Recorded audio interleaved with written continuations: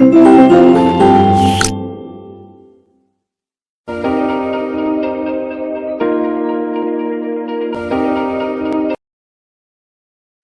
Everyone, कैसे हैं आप सभी। तो बच्चों, मैं आशा करती हूँ आप सभी अच्छे होंगे।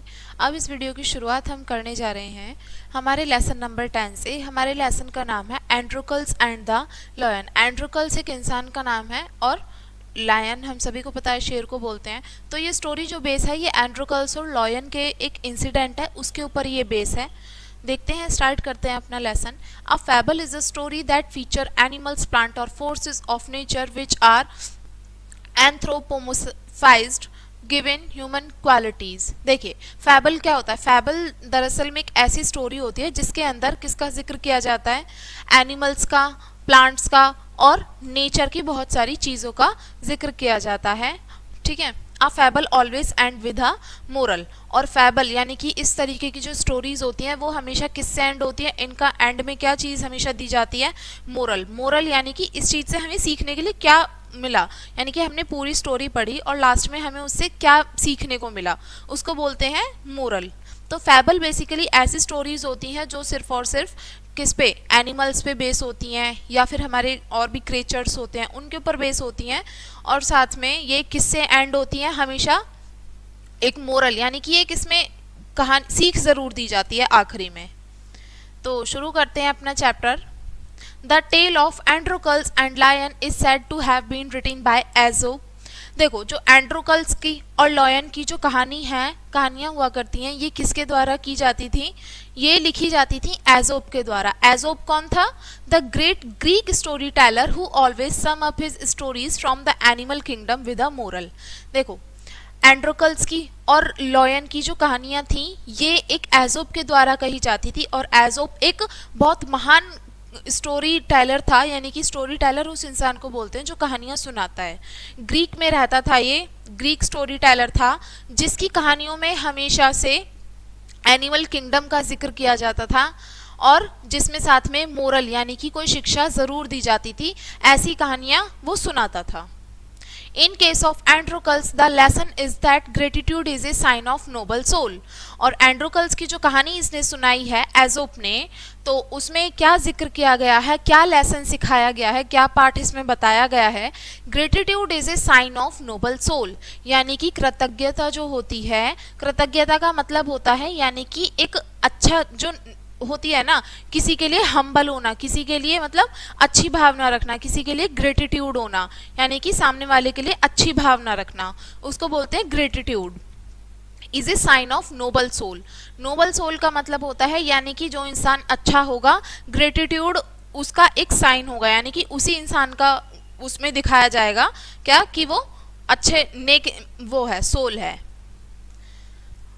अब आगे बोला है, it happened in the ancient time that a slave name Androcles was very badly treated by his master even after doing hard work. एक बार क्या होता है, बहुत प्राचीन समय में, बहुत पुराने समय में एक स्लेव हुआ करता था। स्लेव यानी कि दास या नौकर, जिसका नाम एंड्रोकल्स था। ये बहुत ज़्यादा ट्रीट किया जाता था उसके मालिक के द्वारा। मालिक उसके बहुत बुरा बर्ताव करते थे एंड्रोकल्स के साथ में। Even after doing hard work the whole day, और जिसमें कि वो पूरे दिन बहुत ज़्यादा कठिन परिश्रम करता था, उसके बावजूद भी उसके मालिक बहुत बुरा बर्ताव करते थे, पूरा दिन उससे कठिन परिश्रम कराते थे। One day when he got tired of his master's ill treatment he escape and fled into the forest. अब एक दिन जब वो बहुत ज़्यादा अपने मालिक के जो दुर्व्यवहार करते थे उसके साथ में उनसे परेशान हो जाता है, तो वो कहाँ पे भाग जाता है, इन सब चीज़ों से बच के जंगल में भाग जाता है। There he wandered for a long time to find food and a place for rest until was weary। और वो क्या करता है, बहुत लंबे समय तक वो इधर से उधर घूमता रहता है खाने की तलाश में, और वो आराम करने के लिए जगह ढूंढता है। He sat down for a while to take rest। और वो एक जगह पे बैठ जाता है रेस्ट करने के लिए। और आगे क्या होता है फिर, As soon as he sat down he heard a lion moaning and groaning and at। अब जैसे ही वो नीचे आराम करने के लिए बैठता है, थोड़ी देर वो रेस्ट करता है, तभी उसको शेर की आवाज़ आ जाती है। एक शेर जो होता है वहाँ पे आता है, उसकी दहाड़ की आवाज़ उसको आ जाती है। Times roaring terribly near him. अब वो शेर की दहाड़ अपने आसपास सुन के वो बहुत ज्यादा डर जाता है। When he got up and tired to see, there he saw the lion coming towards him. अब जैसे ही वो उठता है और देख के डर जाता है उसको, फिर क्या होता है, लॉयन को वो अपने पास आते हुए देखता है। Instead of attacking him, the lion kept on moaning and groaning and looked at Androcles. अब एंड्रोकल्स पे हमला करने के बजाय जो शेर होता है वो उसके एंड्रोकल्स की तरफ देखता रहता है और उसकी तरफ देख के सिर्फ और सिर्फ दहाड़ता है और सिर्फ छोटी मोटी आवाजें निकालता है। He noticed that the lion was holding out his right paw, which was swollen and covered with blood. अब एंड्रोकल्स नोटिस करता है, वो देखता है कि जो शेर होता है उसका जो राइट पंजा होता है, पॉ यानी कि पंजे को बोलते हैं, उसका राइट पंजा जो होता है वो सूजा हुआ होता है, इसमें स्वेलिंग आई होती है और बहुत सारा ब्लड आ रहा होता है उसके पैर में से। Looking more closely at it, Androcles saw a big thorn pricked into his paw. अब बहुत ध्यान से देखने पे उसको पता चलता है कि उसके पैर में एक बहुत बड़ा कांटा चुभा हुआ है उसके पंजे में, जिसकी वजह से उसका पंजा सूज गया है और उसका जो ब्लड आ रहा है उसके पंजे में से। Plucking up the courage, Androcles seized the thorn and drew it out of its lion paw. अब बहुत ज्यादा साहस जुटा के, बहुत हिम्मत करके वो एंड्रोकल्स जो होता है शेर के पंजे में से वो कांटा निकाल लेता है और उसको बाहर निकाल फेंकता है शेर के पंजे में से। The lion roared with pain when the thorn plunged out. अब जब वो कांटा निकाल रहा होता है तो शेर दर्द से बहुत और ज्यादा चिल्लाता है और आवाजें निकालने लगता है। But soon after it found such relief that it rubbed up against Androcles to show that it was truly thankful to Androcles. लेकिन जल्दी ही वो बहुत जल्दी आराम पाता है अपने आप में, जो शेर होता है उसको बहुत ज़्यादा रिलीफ महसूस होता है क्योंकि उसके पैर का कांटा था वो निकल चुका था, और जैसे ही वो कांटा निकलता है तो एंड्रोकल्स वापस से उसके पॉ पे पंजे पे ऐसे रब करता है उसको दर्द से राहत दिलाने के लिए। अब वो देखता है तो एंड्रोकल्स जो होता है उसके लिए बहुत ज़्यादा ग्रेटिट्यूड शो करता है। ग्रेटिट्यूड यानी कि सामने वाले के लिए अच्छी दया भावना रखना। अब आगे क्या होता है, one day a number of soldiers came marching through the forest and found Androcles. अब एक दिन क्या होता है, बहुत सारे सैनिक जंगल की तरफ आते हैं और वहां पे एंड्रोकल्स को वो ढूंढ लेते हैं। दे captured him and brought him before his master. अब वो एंड्रोकल्स को पकड़ लेते हैं और पकड़ के उसको अपने मास्टर के पास में ले जाते हैं। There he was condemned to death because he had fled away. और जैसे ही अब उसको वहाँ पे ले जाते हैं मास्टर के पास, उसके जो मास्टर्स होते हैं उसको डेथ का पनिशमेंट उसको दे देते हैं, बोलते हैं कि ये यहाँ से भाग गया था, अब इसको पनिशमेंट के रूप में इसको मरना होगा। It was a custom to throw the murderers and other criminals before the lion and on the appointed day. अब वहाँ का एक रिवाज था, वहाँ का एक कस्टम था कि जो भी वहाँ पे मरने वाले जो कैदी हुआ करते थे, जिनको मरना होता था, उनको और भी जो भी सारे क्रिमिनल्स हुआ करते थे उनको शेर के सामने फेंक देते थे। उनके लिए एक दिन डिसाइड कर लेते थे कि इस दिन जो है इनको शेर के सामने फेंक दिया जाएगा, और ऐसा ही वहाँ पे होता था। Androcles was led forth into the arena. अब अरीना एक ऐसी जगह होती है जहाँ पे एक बहुत बड़ी एक जगह होती है जहाँ पे बहुत सारे लोग चारों तरफ बैठे हुए होते हैं और बीच में स्पेस होता है काफ़ी सारा, जहाँ पे ये सब चीज़ें परफॉर्म की जाती हैं, जहाँ पे कि जो भी सारे क्रिमिनल्स हैं और भी बहुत सारे होते हैं उनको मार दिया जाता है, यानी कि शेर के सामने उनको छोड़ देते हैं। उस जगह को एरिना बोलते हैं। तो उस एरिना में एंड्रोकल्स का चौथा नंबर था।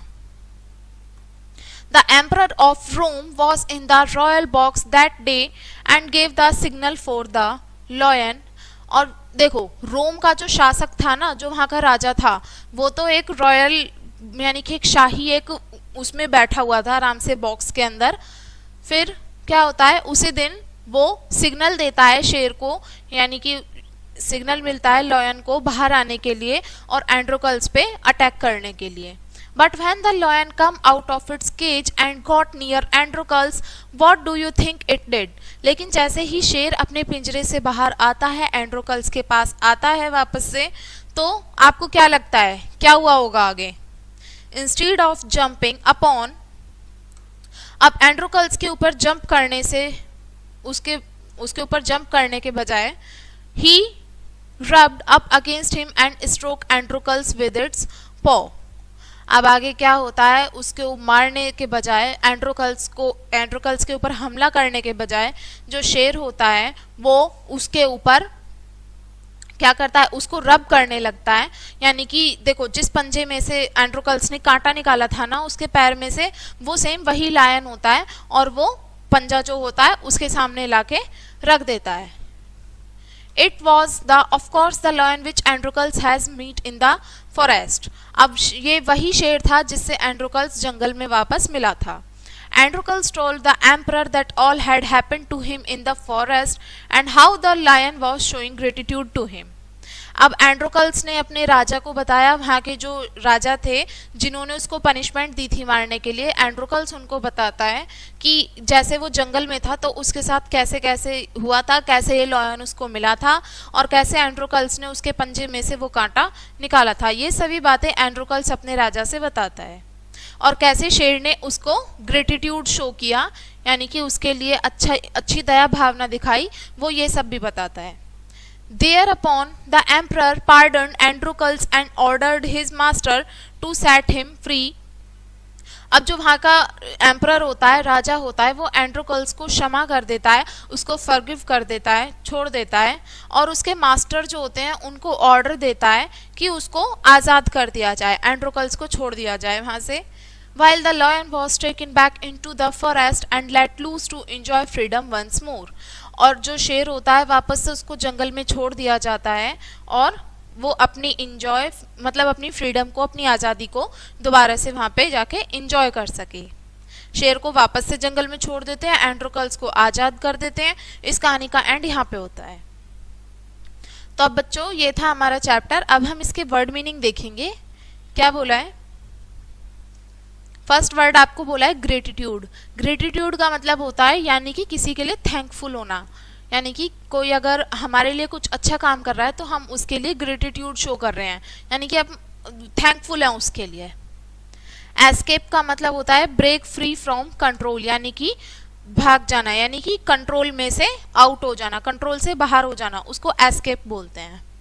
वियरी का मतलब होता है फीलिंग एक्सट्रीम टायर्डनेस, यानी कि काम की वजह से बहुत ज़्यादा थक जाना, उसको बोलते हैं वियरी। मोर्निंग क्या होता है, making a long low sound expressing physical और मेंटल सफरिंग, यानी कि जब हमें शारीरिक और मानसिक रूप से कोई प्रताड़ना मिलती है, कोई हम सफ़र करते हैं उस चीज़ से, तो जो हम लो साउंड निकालते हैं, यानी कि धीरे धीरे जो हम आवाज़ निकालते हैं, उसी को ही मोर्निंग बोल देते हैं। जैसे जो शेर था ना, वो दर्द हो रहा था, उसको पेन में था वो, तो वो मोन कर रहा था। मोन यानी कि धीरे धीरे वो आवाज़ निकाल रहा था। नेक्स्ट वर्ड है ग्रोनिंग। ग्रोनिंग का मतलब होता है a deep sound convey pain despair etcetera. देखो, ग्रोनिंग का मतलब होता है ऐसी साउंड निकालना जो दर्द में वो जोर से चिल्ला रहा था ना, दर्द से कराह रहा था, उसी को ही ग्रोनिंग बोला गया है। कंडेम का मतलब होता है एक्सप्रेस कंप्लीट डिसअप्रूवल ऑफ, यानी कि किसी चीज को पूर्ण रूप से अस्वीकार कर देना। एरेना का मतलब होता है a large flat area surrounded by seat used for sports. Arena एक ऐसी बहुत बड़ी जगह होती है जिसमें चारों तरफ जिसमें बहुत सारे लोग बैठे होते हैं किसी चीज को देखने के लिए। बीच में कोई स्पोर्ट्स हो रहा होता है, कोई खेल हो रहा होता है, उस चीज को देखने के लिए चारों तरफ सीट बनाई जाती हैं जिनके ऊपर लोग बैठते हैं। ऐसी जगह को एरेना बोलते हैं। तो बच्चों ये था हमारा चैप्टर। बच्चों मैं आशा करती हूँ आपको चैप्टर अच्छे से समझ में आ गया होगा। ये स्टोरी जो थी, इसका जो मोरल था वो था हमारा gratitude is a sign of a noble soul, यानी कि जो अच्छा नेक दिल इंसान होगा, ग्रेटिट्यूड उसी इंसान के अंदर पाया जाएगा। तो ये हमारे इस चैप्टर का मोरल था। इस कहानी से हमने सीखा कि हमें अपने जो भी है सामने वाले के लिए हमेशा थैंकफुल होना चाहिए, सामने वाले के लिए हमेशा ग्रेटिट्यूड शो करना चाहिए और सामने वाले की हमेशा हेल्प करनी चाहिए और रिटर्न में हमें वापस वही चीज़ मिलती है। तो इसको अब हम यहीं ख़त्म करते हैं बच्चों। मिलेंगे नेक्स्ट चैप्टर में नई वीडियो के साथ।